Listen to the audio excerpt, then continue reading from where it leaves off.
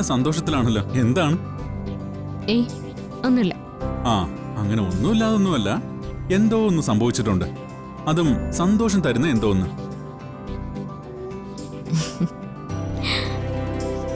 സത്യം പറഞ്ഞാ അതെ,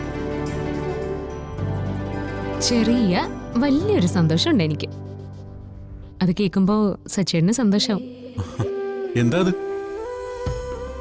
നമ്മുടെയും ഇവിടത്തെയും പ്രശ്നങ്ങൾ മുഴുവനും തീരാൻ പോവാ എന്ന് പറഞ്ഞാ നാളെ സന്ദീപ് ഇവിടേക്ക് വരാൻ പോവാണെന്ന്. ശരിക്കും? അതെ, ശരിക്കും. ഇതെങ്ങനെ പറ്റി?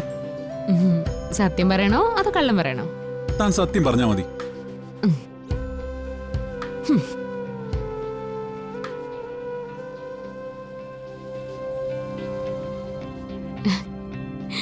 എങ്കിൽ പറയാം. മാജിക്. മാജിക്കോ? അതെ, മാജിക്. എന്റെ അല്ല, ഈശ്വരന്റെ. താൻ എന്തൊക്കെയാ പറയുന്നേ?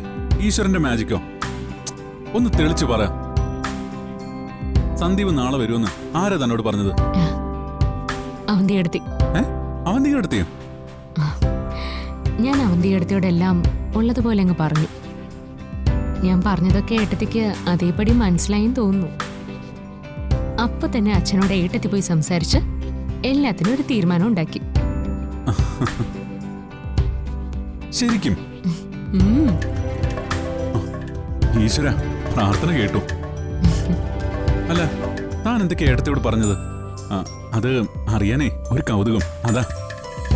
ഞാൻ കൂടുതലായി ഒന്നും പറഞ്ഞിട്ടില്ല. അവന്റെ അടുത്തേക്ക് അറിയാത്ത ചില കാര്യങ്ങളൊക്കെ പറഞ്ഞു കൊടുത്തു, സന്ദീപിന്റെയും ആതിരയുടെയും. ഞാനത് പറഞ്ഞപ്പോ തന്നെ അവന്റെ അടുത്തേക്ക് കാര്യം മനസ്സിലാവുകയും ചെയ്തു. താൻ പറഞ്ഞതുപോലാണെങ്കിൽ നാളെ എല്ലാ പ്രശ്നങ്ങളും തീരും. സന്ദീപും ആതിരയും ഇനി മുതൽ സന്തോഷത്തോടെ ഒന്നിച്ച് താമസിക്കുമ്പോ തന്റെ വീട്ടിലെയും ഇവിടുത്തെയും പിണക്കമൊക്കെ മാറും. അച്ഛന്റെ ദേഷ്യം മാറി പഴയതുപോലെ ആവുകയും ചെയ്യും.